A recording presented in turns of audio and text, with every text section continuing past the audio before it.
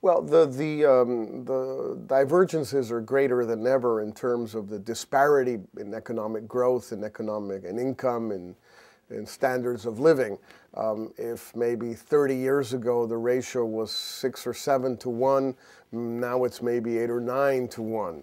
So despite huge progress that has been achieved in Mexico over the last 15 years, the fact is that there is a greater gap between the United States and Mexico, or between Canada, the United States, and Mexico than there has been before.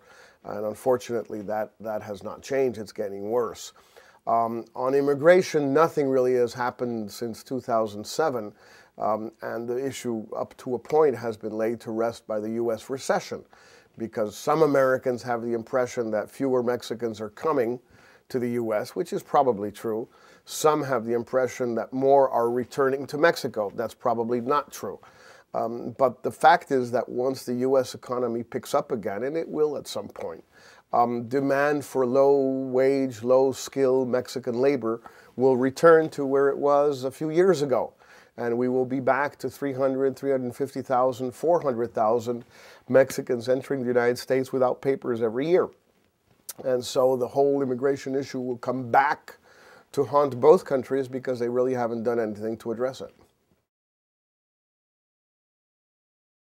Well, I think there's two aspects to it. There's the emblematic or symbolic one, which is it's a terrible message to send to both societies that the United States wants to build a wall or is building a wall to try and keep people out, or for that matter, to keep things in, like guns or money or chemicals. It's a lousy idea. It sends a wrong message. This is not the type of symbol that you want erected on the border between two countries that seek to be closer and closer friends and allies and partners over the years.